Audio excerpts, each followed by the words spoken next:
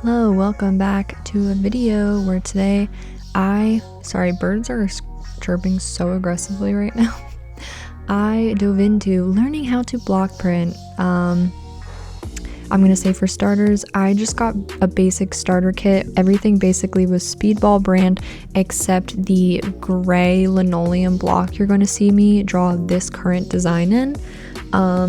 Besides that, I just got a basic starter kit of inks, a rolling pin. I used a glass piece from a photo frame, and then I personally would highly recommend the Speedball. I think it's like easy to cut, generally like a blue or pink block to cut into. I personally found that way easier than linoleum and much just easier to work with being a beginner at this. But yeah, you can find most of those kits. Really anything I'd say Speedball brand is the most like easy to find, readily available. So I did 2 designs for this video, just kind of messing around. This one, Bored of All This Stale Old Bread, has become just something I've started to use as like I'm sick of old ideas, old ways of thinking, things just are the way they are. And then this was kind of a really random doodle done of my dog who was photographed laying upside down. So what I did was I drew my design on one side, and then because you need it to be reversed to put it onto your little block, I did everything in Sharpie, laid it against a window, and then wrote it in reverse on the back side. And then for the original side, I did this like relaying graphite over top of it. And this way, when you lay it on your pad and you draw over the lines, it leaves an imprint of your drawing on the block. So if that made any sense, original drawing is on the side you can't see right now. I traced it using a window or a light box or whatever you have so that I could see the reverse. I then covered that front side in graphite, and now I am currently just tracing. I'm not doing any hard pushing, but just tracing over it and then drawing my final design onto the block. So now when we print, it will print so that it'll just be like flipped from what you're seeing. But yeah, doing this will just make sure your block will see everything in reverse basically, so that your paper sees it the correct way. I hope that made sense. But I would say overall this process is pretty simple. The literal most complicated part is just taking your time with carving, which is why I really recommend this blue block right here. It's much softer, it's thicker. It really just lets you like work slowly, and it's just so much easier for the like cutting tool to work through it.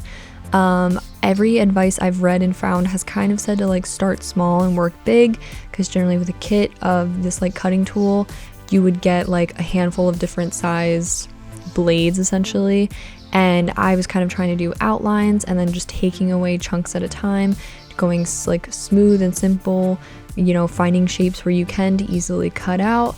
And then obviously I also cut out the entire blank space around it. You could trim it down to make your life easier, which I might have done, but you still have to cut out all of the blank space around it. And making these choices to kind of like what's going to be a full color, like a full, like is the bone going to be a fully printed color, which I believe I ended up doing. Are my lines going to be the negative space so the ink fills in around it but the outline is white, which I choose on my second design. It's kind of making little choices like that really you have to like think about what you're cutting.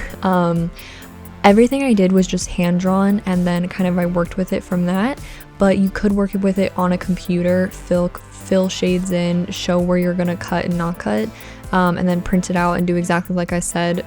Use a window to draw on the backside and then push it onto a paper, just to make it easier for you. But I'd say with like practice and just really taking your time, it's not really a complicated process. You could always color in parts of the block to make it like easier for you to see and think about. So I mixed a basically blue purple kind of color with my Speedball ink kits, and it's just a block printing ink. You can get clothing like fabric paint and whatnot, but like I said, I got the base starter kit.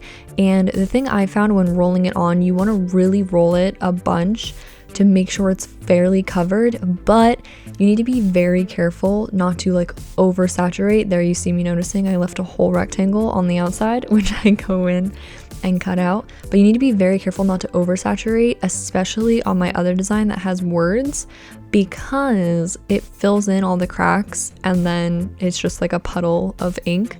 So this is just scrap pieces of paper I have to kind of test it out. Kind of finding, you'll find that fine line of, is this a good amount of ink? Like you'll get really comfortable like repeatedly rolling it on.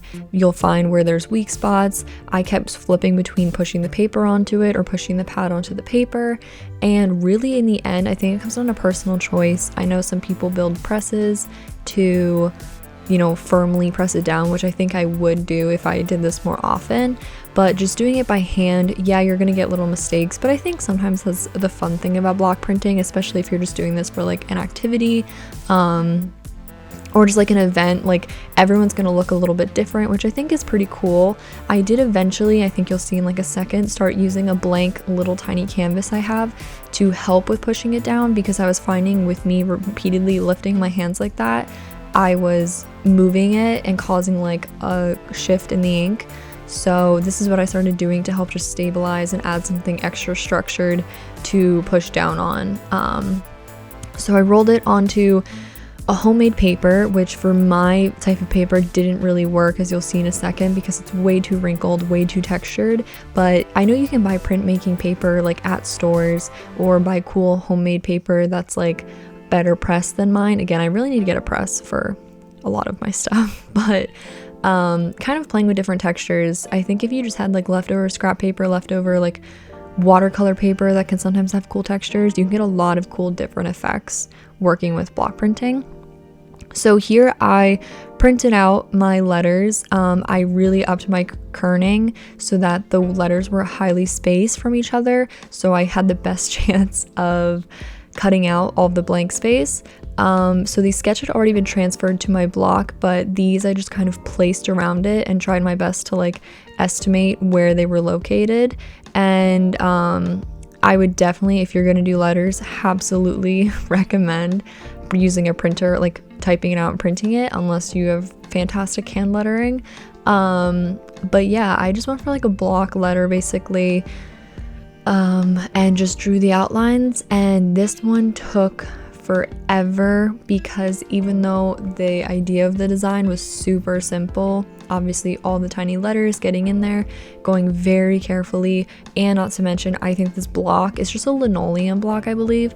It's so much harder to carve in my opinion, especially details and like, yeah, just really small movements. So just kind of really taking your time. But I'm actually really happy with this, how this one came out. And I did kind of what I was talking about previously, where the bread with like the knife in it is, I kind of marked all around it, and then that lines where maybe prior I would have kept, like I would have, I guess, cut up like around the line and used the line as the part that got inked.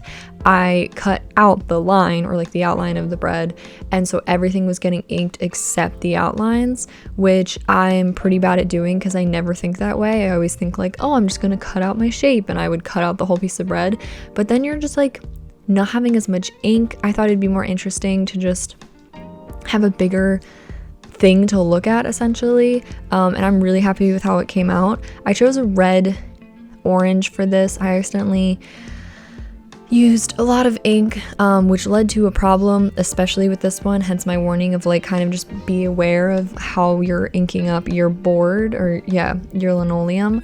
I did end up having to like kind of wash my block print and restart in terms of like applying it, which all of this washes really easily. If you're using block printing ink, it's all like water, what is that, soluble, I guess, I'm not sure. It comes off super easily, so it's really easy to clean up, but I absolutely had to kind of wash off my block print and start over to like re-wet it because it had gotten so inked up in the crevices.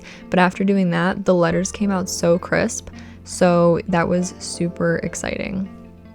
So I know this felt rushed, but really I don't think it's a complicated idea, and I think me doing any kind of really specific how-to was just going to be too much. I think this is so fun.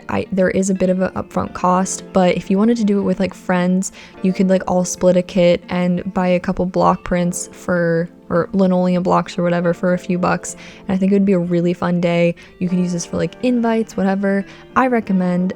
So if you don't mind, please like this video, share it maybe. If there's a different format you'd like me to try videos like this, please let me know. I'm always experimenting. And thank you so much for watching, and I'll see you on the next one. Bye.